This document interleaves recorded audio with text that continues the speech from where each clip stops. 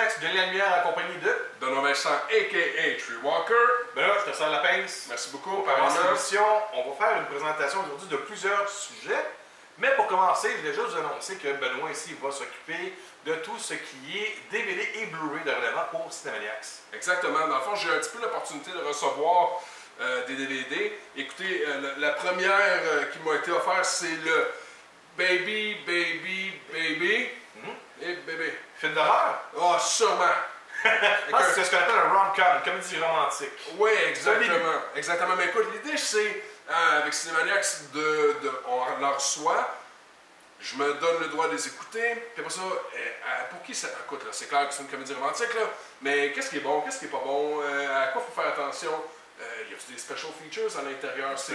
C'est quoi l'idée? Pourquoi d'aller toujours dans les DVD aujourd'hui? Même tu peux peut-être offrir tes recommandations par rapport à si vous aimez ce film-là, peut-être le film que tu peux recommander aussi. Est-ce que ça vaut la peine de l'acheter, de l'emprunter à un de vos chums, d'attendre qu'il passe à la télé? L'idée, c'est que je vais un petit peu changer le format. Où est-ce que la majorité des gens qui font des recommandations ou des critiques DVD Blu-ray, ils l'ont écouté, ils se retournent dans l'arrière de leur chaise, font leurs affaires, font leur montage. Moi, je vais le faire sur Facebook Live. Si on est capable aussi, on va faire un peu comme j'ai fait il y a quelques années avec Cinemaniacs, essayer d'avoir des boîtiers de collection. Ouais. Des boîtiers, quand on parle, mettons, du crâne de Alien, où est-ce que tu l'ouvres puis tu peux insérer tes DVD Blu-ray dans le crâne d'Aliens. Chez nous, j'ai une boîte de pizza pour Ninja Turtles, j'ai une trousse de secours pour World War Z. Tout ce qui est la communauté geek, c'est un peu ce qui se rattache par rapport à DVD Blu-ray qui m'intéresse. Ben, tu sais, le DVD, c'est l'extension directe, d'après moi, du cinéma. Fait qu'on va au cinéma pour avoir l'expérience au grand écran, au grand son, mais quand on est passionné et intéressé d'un type de film, on le ramène à la maison. Et l'idée, on le sait, là, dans la culture geek d'aujourd'hui, on aime ça exposer nos bébelles. Je pense que c'est un peu ça l'idée, là. Moi, j'en ai, moi aussi, là. On aime afficher ça dans nos vitrines. Oui, exactement. Parce que ça paraît même cette connexion. Puis c'est des extensions de nos personnalités, dans le fond. Mais tu nous parlais de culture geek. Je parlais de geek culture. Et Cinemaniacs, les enfants de 40 ans vont être associés avec Geek Culture Lanaudière. Parle-nous de ça. Oui, bien écoute, je me réserve quelques temps parce que Éric Beausejour, Marisol, c'est des amis à moi. Quand ils leur ont passé une bulle à dire, hey, dans le territoire de Lanaudière, ce qui est Terrebonne, Mascouche, Joliette, Repentigny, Lachenay, tu sais, ces environs-là. Écoute, il n'y a même pas de magasin de bande dessinée. Des comic book stores, il n'y en a même pas ici. Mais comment tu fais pour t'en procurer? T'en as, toi? Moi, je me rends à Laval. OK. Fait que, tu sais, mais c'est pour démontrer à quel point que dans le coin, on a quelques boutiques spécialisées, mais c'est très peu. Et ils ont eu l'idée de dire, écoute, au lieu de aller à Québec, ou aller à Shawinigan, ou aller à Trois-Rivières, pourquoi est-ce qu'on n'essaie pas d'en faire un et de voir si ça marche? Et c'est là qu'ils m'ont invité, originalement, sur leur conseil de consultation, dire, hey, on est-tu en train de se monter une ballonne? Ou est-ce qu'on a un projet, puis est-ce que ça a de l'allure? Alors, les enfants de 40 ans, on va vraiment avoir l'opportunité de faire ce qu'on appelle des entrevues sur le divan, avec les artistes, les écrivains, les humoristes, les gens vraiment qui sont là, puis avoir un one-on-one avec eux autres. Uncut, vraiment avoir l'opportunité d'aller voir c'est quoi qui est passionné et pourquoi qui reste là. On va mettre ça après ça sur la chaîne YouTube de Cinemaniacs, sur le site web de Cinemaniacs, sur les pages. On va offrir ça en transfert aussi à partage avec Geek Culture. Exactement. Ils ont une page Facebook, un site web déjà, hein? Oui. Geek Culture, G-E-E-K-U-L-T-U-R-E, Culture. C'est un amalgame, leur nom. C'est comme Cinemaniacs, c'était Cinéma et Maniacs. Exactement. Eux, c'est Geek Culture, mais écrasé en un mot. Mais là, toi, est-ce que tu as l'intention d'offrir des petites promotions là-bas? Ouais, nous, on va être là en tant qu'exposant, on est là en tant que partenaire Cinemaniacs. On m'a demandé de pouvoir peut-être amener notre expertise pour gâter les gens qui vont être au Geek Culture Lanaudière. Alors, Cinemaniacs s'est engagé à pouvoir peut-être offrir une ou deux promotions, qu'elles soient exclusives ou surtout avantagées pour l'événement en tant que tel, pour les gens qui vont être sur place. Alors, les gens qui suivent Cinemaniacs, qui regardent la vidéo, ils savent, on a beaucoup de concours chaque semaine, chaque mois. Lorsqu'on arrive, mettons, comme le Comic-Con de Montréal, on a beaucoup de swags. Les swags, on a des t-shirts, des casquettes, des posters, des bébelles, des jouets, des souvenirs qu'on va donner, des produits de merchandising qui sont associés aux films qui sortent pour promouvoir les films. Mais les gens aiment ces bébelles-là. On en parlait tout à l'heure. Donc, on va voir ce qu'on est capable de faire pour l'événement de Geek Culture, mais on s'est engagé pour pouvoir faire du mieux pour amener de quoi pour gâter les gens qui vont venir à l'événement. Mais l'événement va servir aussi à d'autres choses. Hein. Tu me disais par rapport à... Oui, mais tout à fait, c'est que le but premier, la ballonne originale, quand ça a passé, l'idée c'est de ramasser des fonds pour venir en aide aux familles qui servent de familles d'accueil. Le but c'est vraiment de supporter cette cause-là et de venir aider les gens qui ont décidé d'aimer les enfants des autres. C'est de cette façon-là, c'est l'impact premier qu'on va avoir. Parce que c'est le fun là, d'avoir des bandes dessinées, puis des cosplayers, puis avoir des verres de Ninja Turtle. T'as des verres de Ninja Turtle? Non, ben...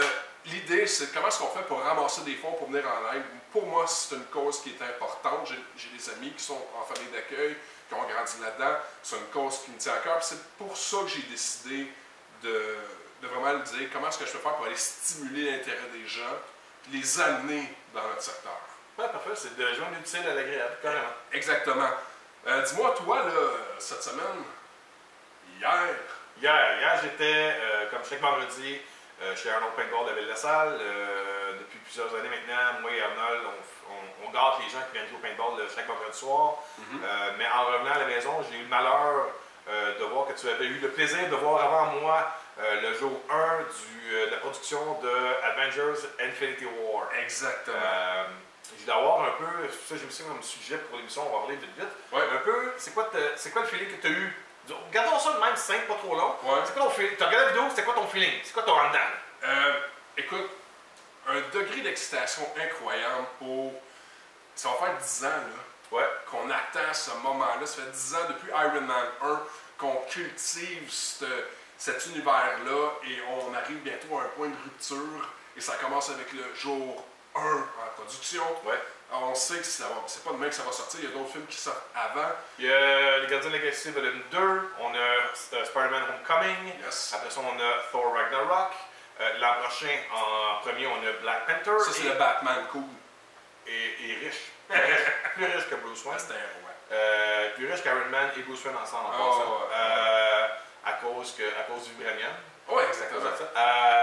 Et après ça on a Avengers Infinity War qui va être suivi après ça par Captain Marvel et un autre Avengers, mais le titre a changé, on garde ça Coco, juste pour dire qu'il y a une autre suite, parce qu'ils tournent les deux Avengers ensemble. Ils font un film de 4 heures qui va être comme coupé, mais qui sont quand même deux histoires assez distinctes. Toi, tu as trouvé ça comment? J'adore Marvel. Depuis que je suis un kid, je me rappelle les premières choses que j'ai vues de Marvel. Moi, j'ai eu une bande dessinée de Devil Dinosaur de Jack Kirby. J'ai eu des collants de Spider-Man. J'ai eu un jeu avec Spider-Man, avec Spider-Man qui avait une corde qui était à toi d'araignée pour encercler les méchants de Spider-Man. J'avais trippé Spider-Man depuis que je suis un enfant de 4 ans. Fait que j'ai presque 40 ans de passion pour l'univers de Marvel, plus que DC. J'adore DC. Marvel est au-dessus de ça pour moi parce que c'est des gens normaux. Des gens normaux. Parce que Hulk est très normaux. Non. C'est des gens normaux qui sont affectés par des choses de l'au-delà. Tandis que DC, c'est des dieux qui sont sur Terre et qui se cachent sur Terre. C'est un peu ça. C'est pas ça, mais tu comprends un peu la mythologie des deux. Ben, Batman, c'est un dieu. Oui, mais Bruce Wayne est le personnage caché de Batman. Oui, c'est ça. Même si c'est le contraire, là, on comprend que c'est ça. Dans The Dark Knight, il avait très bien expliqué pour ça. Exactement. Fait que c'est ça, oui. J'ai des papillons dans le ventre. J'ai très hâte de le voir. Et en même temps, je me dis que les rumeurs courent comme quoi que le film va être un point de vue de Thanos. Ce qui changerait un peu la donne. Ouais. Donc, parce que ça permettrait un peu de mettre le film moins grandiose en tant que tel. Il y a tellement de personnages, tout le monde se dit comment ils vont faire pour mettre ça dans le film. Si on met le film du point de vue de Thanos, il va comme affronter tous les personnages un après l'autre. Ou par différents niveaux, puis par différentes vagues, pour se retrouver à la fin avec les puissants, qui est un peu comme genre les Illuminati de Marvel. Moi, je m'attends du bonbon. Rien de moins, je m'attends à... Le film est tourné en IMAX, 3D, tout le long, et je m'attends à ce que ce film-là dure 3 heures. Je pense pas que c'est 2 heures, je pense que ça va taper le 3 heures. Je pense qu'on va être dans un Return of the King de Lord of the Rings. Je pense que ça va être de cette longueur. Et ça va être parfait. C'est les mêmes qui ont fait The Winter Soldier, qui ont fait Civil War, qui travaillent là-dessus. Et aussi James Gunn, qui a fait Gardien de la Galaxie Volume 1 et 2, qui travaille avec Jon Favreau, qui a travaillé sur les 2 premiers Iron Man, comme pour aider ces deux gars-là. Donc, arrêtez, il y a 4 réalisateurs derrière ce film-là. On les voit pas parce qu'ils sont plus comme des aides, des bras droits pour aider, des consultants exactement. Mais Jon Favreau et James Gunn sont en arrière des Russo Brothers, qu'on appelle maintenant, pour aider. Ce film-là est entre très bonnes mains, ça va être écœurant. C'est ça mon point de vue. Je regarde ça, puis j'ai hâte. On finit ça, puis je m'en vais le réécouter. Qu'est-ce que tu as écouté, toi, cette semaine? J'ai écouté, je vais vous dire ça vite vite, deux films que je vous conseille, mais pas pour le même groupe d'âge. Le premier, c'est John Wick Chapter 2. J'ai été voir ça lundi avant un peu tout le monde. Écoutez, vous allez dans les médias, c'est super le fun. Si vous avez vu le premier, si vous avez aimé le premier, vous allez capoter sur le 2. Vous allez peut-être préféré le premier parce que le premier, c'est plus une raison de cœur. Donc, puis en plus, c'était inattendu, c'était un effet de surprise. Oui, exactement, on s'attendait à rien. Là. Le 2, le personnage se retrouve dans une situation où il est obligé d'accomplir quelque chose qu'il ne veut pas faire. Donc, on sent un peu la poussée obligatoire d'une suite dans le film, mais le film est écœurant. C'est pas négatif. Moi, je l'ai pas vu. C'est juste que la raison, l'impulsion de tuer, les raisons de tuer de John Wick là-dedans ne sont pas les mêmes que dans le premier. Il y a une autre motivation, c'est ça, c'est une autre motivation à John Wick. Il y a d'autres raisons. Il y a d'autres, sans dire quoi que ce soit, il y a d'autres symboles mystérieux qui sont à l'arrière de toute la société d'assassins, qui est beaucoup plus... il y a beaucoup plus de hiérarchie qu'on peut penser dans cette société cachée-là. D'assassins. Fait qu'il faut voir le film. Je vous conseille fortement. Et en plus, le film laisse très bien le pont ou le plateau pour un troisième film. Il faut vraiment qu'il fasse un 3 à ce film-là. Sans ça, il va manquer de quoi. Juste dire ça. Ben, donc, moi j'ai hâte de l'écouter. Ouais. Encore là, j'ai pas d'attente. Là, je m'attends un peu, mais j'ai pas d'attente. Je suis excité. Mais moi, j'ai vu un autre film. Qu'on a vu. T'as vu toi aussi? Ouais. On l'a pas vu ensemble. Mais c'est un film de petits enfants. OK. Et les enfants de 40 ans. Et voilà. Le film, c'est The Lego Batman Movie. Ou Lego Batman, le film, comme on dit en français. Ouais, le film de Lego Batman. Ouais, peut-être montrer l'affiche qu'on a ici. Là, c'est encore quelques-unes. Et voilà. Alors, ça, c'est de Warner Bros. Pictures. C'est fait. T'as trouvé ça? Ben. Il y a des gens qui ont valorisé, qui ont revendiqué comme quoi que le Lego Movie aurait dû être aux Oscars. Moi, j'ai pas trouvé ce film-là. Okay. Et The Batman, pour moi, c'est comme du bacon. Tu mets Batman, bacon, je vais y aller. Ça m'a fait des bulles. C'est ça. Mais j'ai eu du fun. Le film, j'ai apprécié le visuel. C'est très bien fait par rapport au fait que tu es dans un monde de Lego. On comprend que tu es dans un monde de Lego. J'ai aimé le concept, l'idée, je ne vais pas te dire, mais l'idée de les méchants qui sont cachés, tout ça. Là, ça c'est, il y a un concept dans ce film-là, parce que je me dis, mais pourquoi ils n'ont pas fait ça dans Batman vs Superman? C'est comme ça aurait dû être ça. Pas les personnages qui sont là, mais l'idée, le concept de l'histoire, ce qui fait qu'il se passe de quoi d'important dans le film, ça aurait dû être dans Batman vs Superman, cette affaire-là. C'est vrai que c'est un point de vue original, c'est un concept pour mettre, tu sais, l'idée de mettre en scène. C'est la prémisse de pourquoi est-ce qu'on s'assoit pour un 2 heures de film de Lego Batman. Personnellement, j'ai beaucoup aimé ça. J'ai trouvé ça très drôle, très intelligent. J'irai pas jusqu'à dire que c'est raffiné, là. On s'entend, là, c'est loin d'être ça. Mais c'est dans ton visage, in your face, des blocs partout. J'ai beaucoup aimé les constructions mobiles de Batman. Parce qu'on joue à quoi quand on joue à part avec le côté Lego Master Builder. Oui, exactement. Donc, ça, j'ai beaucoup aimé ça. J'ai bien aimé Robin. J'ai trouvé qu'il était un côté un peu loufoque. Ça détendait. Il était drôle, attachant. Bien des heures après ça, on en parlait avec mes enfants, qui eux aussi ont beaucoup aimé ça, comme vous l'avez pu voir si... sur le live Facebook. Sur le Facebook Live, j'ai eu l'opportunité de discuter un petit peu avec certaines personnes, certains collaborateurs. Maintenant, moi, j'en retiens vraiment juste du bonus. J'ai hâte de voir, OK, Lego Ninjago, là, qui est le prochain volet. L'année prochaine, parce que la bande-annonce est déjà attachée à Lego Batman. Exactement. Mais je sais pas, je suis comme moins entiché parce que Lego Ninjago, c'est moins mon... C'est pas mon dada, j'aime moins ça, je sais pas pourquoi. Tu sais quoi, moi, on parlait vite avant l'enregistrement de cette vidéo-là. Qu'est-ce qu'on aimerait peut-être voir en film de Lego? Moi, je te disais, ce que j'aimerais voir, c'est ce qu'on voit en jeu vidéo présentement avec Lego. Il y a Lego Dimension. Où est-ce qu'il y a comme un genre de porte temporelle ou... pas temporelle, mais porte d'univers parallèle. Ou est-ce qu'on joue avec les personnages de Back to the Future, Ghostbusters, Gremlins et d'autres d'autres produits de la culture geek, justement. Ouais, j'aimerais voir Lego Dimension The Movie. C'est ça que j'aimerais voir. Mais le premier film, c'est un peu ça. Tu sais, parce qu'on a Superman, oui, on a mais... Michelangelo, Oui, mais on joue plus avec vraiment les personnages classiques comme le Spaceman, tout ça, les personnages classiques de Lego. Là, j'aimerais qu'on l'aille vraiment avec ce qu'on pousse beaucoup avec le Lego Dimension. C'est pour ça qu'on step up, là. Ouais. Mais c'est parce que moi, je veux pas voir... Il va en avoir un moment donné, mais je veux pas voir Lego Movie 2. Je veux pas voir Lego Batman 2. Je veux voir Lego ci, Lego ça. Ouais, vraiment des franchises indépendantes. Différentes chaque fois. Des concepts originaux. Toi, tu parlais de peut-être à cause qu'il y avait d'autres propriétés qu'il y avait en... Ben, c'est parce que, tu sais, une des raretés, là, c'est que Lego possède les deux franchises, Lego DC puis Lego Marvel. Fait que ça fait longtemps là, qu'il y a la rumeur puis le blabla de dire on va avoir le jeu.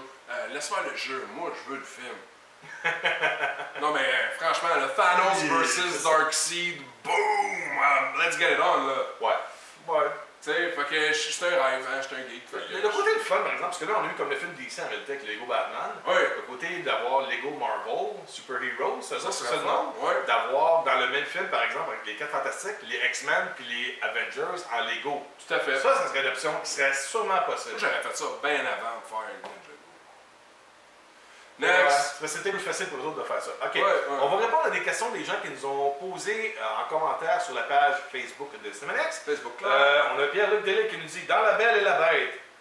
Hermione est la belle ou la bête? Ben, moi je dis que c'est une belle bête. Bien répondu. Une belle bête. Il veut savoir aussi, Pierre-Luc Delille veut savoir Bonjour, je voudrais savoir pourquoi il n'y a pas de suite au dernier Shrek. Alors, Pierre-Luc, il va y avoir un 5e film de Shrek. Il va y avoir aussi une suite à Dragon, il va y avoir une suite à Madagascar, à Kung Fu Panda. Toute la franchise de DreamWorks Pictures est présentement aux arrêts. C'est pas parce qu'ils ne veulent pas faire de suite, parce que ces films-là génèrent beaucoup d'argent. C'est que Universal Pictures vient d'acheter les droits de tout ce qui est DreamWorks Animation. DreamWorks Animation était en vente, c'était SKJ qui avait ça avant, d'une partie de DreamWorks. Et tout le côté DreamWorks Animation est rendu une division d'animation qui appartient à Universal. Alors il y a beaucoup de restructuration, on va déplacer beaucoup de choses, mais oui, il va y avoir des suites à toutes ces séries de films-là, présentement, comme Shrek, puisque eux doivent nourrir leur parc d'attractions Universal Studios. Donc oui, vous allez avoir Shrek 5, Dragon 4, le Madagascar 4. Et tu juste pas qu'il y a le goût de voir Up 2. Ça, c'est Pixar, ça. C'est autre chose. C'était bon, Up. Up, c'est dans la maison de retraite, là? Oui, le petit vieux qui s'en va avec ses ballons, là. Oui, bien sûr. Ah ouais. OK. Autre question aussi. J'ai Sébastien Trottier de Actualité DVD, en passant de salut. Bonjour. Sébastien, tu dis ton film que tu attends le plus cette année. Le film que j'attends le plus cette année, Logan, Bout de Vierge, je veux voir celui-là. C'est sûr qu'il y a beaucoup d'autres films que je veux voir. Thor Ragnarok, my God, que le casting de ce film-là. Logan, j'ai vu The Founder aussi, j'ai adoré. Split, qui était une surprise pour moi, que je vous conseille fortement si vous n'avez pas vu. Hein? Split? Toi qui aimes ça les films de super-héros? Ouais, c'est parce qu'il pense que c'est un trailer.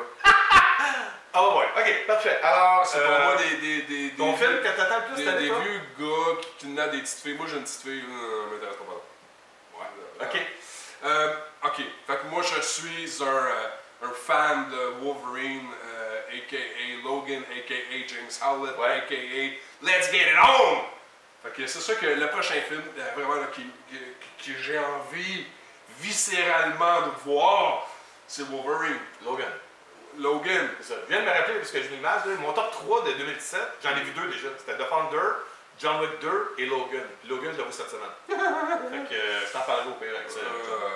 Vite, là, on s'est entendu, on a vu la question un peu avant. Le film qui me fait peur, pour moi, c'est Wonder Woman. Parce que je me dis, il y a tellement de choses importantes de l'univers de DCEU qui repose là-dessus qu'il faut que le film marche.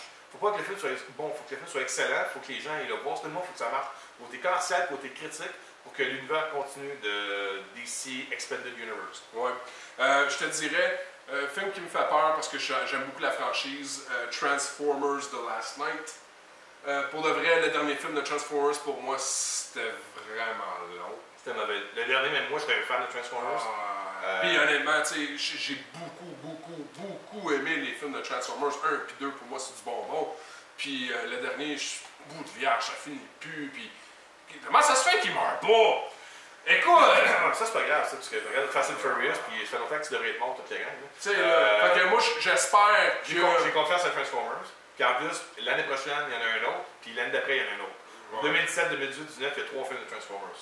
Je suis sûr qu'ils vont tout faire pour que ça fonctionne, parce qu'ils ne veulent pas tout dépenser cet argent-là, puis que ce soit pas rentable. Ouais. Wonder Woman, aussi, j'ai une petite crainte. Ma fille adore Wonder Woman. J'ai peur que c'est un film que je peux pas l'amener voir. Pour vrai, je comprends qu'il y a des films de super-héros, des fois qu'on aime ça, mais DC, c'est dark. C'est sombre. Pour vrai, je suis un enfant de 40 ans. C'est pas parce que j'ai bientôt 40 ans que ça veut dire que tout a besoin d'être ténébreux. Puis, tu sais, là. Fait que j'ai crainte de ça. Martin Lebel qui nous demande, avec toutes les suites et les reboots qu'il y a en cette année 2017, quelles sont les idées originales non franchisées que le cinéma nous réserve pour le futur? Alors, puis Star Wars Last Jedi! Comment? Puis Star Wars Last Jedi. Et Star Wars Last Jedi. C'était quoi ça, Star Wars? Last Jedi. Oh. Quelles sont les idées originales non franchisées que le cinéma nous réserve pour le futur? Ben, si vous allez voir Split est une idée originale. Ouais. Pourquoi que les studios font de moins en moins de films originaux? C'est pas vrai. Il y a tellement de films aujourd'hui qui sortent comparé il y a 10, 15, 30 ans que les gens remarquent peut-être plus le côté commercial des suites, des reboots, des remakes ou sequels, de ça. Mais en réalité, aujourd'hui, en 2017, puis je vous défie d'aller voir les listes des films qui sortent, il n'y a jamais autant de films originaux, comme Baywatch. Ouais, qui est une adaptation de série, mais il n'y a jamais autant de films originaux. Comme Ma Petite Pouliche. Il n'y a jamais autant de films originaux qu'il y en a cette année qui sortent au cinéma. Il y a comme le film des émojis. Il y a 20 ans ou il y a 30 ans. Il y a 20 ans ou il y a 30 ans, on sortait peut-être un film aux 2 semaines. Maintenant, à chaque semaine, oui, chaque semaine, maintenant, on sort de 4 à 5 films par semaine. Ouais. Ça, c'est sans compter les streams directs, les films en direct DVD, Blu-ray. Alors, il y a beaucoup de matériel vidéo qui sort maintenant de nos jours. À chaque semaine, pas seulement chaque mois, à chaque semaine, il y a beaucoup de films, de nouveautés qui sortent. Ouais. Il suffit juste de faire un petit peu de recherche et d'arrêter de juste suivre l'actualité clickbait qui vont aller vous chercher sur les choses très commerciales. Alors, il y a beaucoup de films originaux qui sont disponibles. Question aussi, quel est, à votre avis, pourquoi pensez-vous que les studios comme Marvel réservent une courte séquence à toutes des fins, les scènes génériques à la fin du film? Pourquoi est-ce qu'ils mettent ça pas dans le film? Martin, je vais te dire pourquoi. Parce que c'est vraiment une pratique originale pour garder les gens au cinéma, pour qu'ils t'encourages les gens à lire au moins qui a travaillé sur le film, sachant qu'il va y avoir un bout de film après. Essayer de prononcer les noms. Ça, c'est le but 1. Et pourquoi ça ne fait pas partie aussi du film avant le générique? C'est que... Parce que le film est fini. Le film est fini. Il est fini, il peut. Souvent, ce qu'on voit par après, c'est pour mettre la table pour les prochains films dans le même univers. Ou déposer les émotions, comme dans Avengers. Je pensais que tu allais dire émoticône encore. dans Avengers, quand ils sont en train de manger des swarmers. Il n'y a pas besoin de monter ça dans le film, mais je trouve ça bon. Je réponds à ma dernière question parce qu'il nous reste vraiment comme 1 minute à peu près.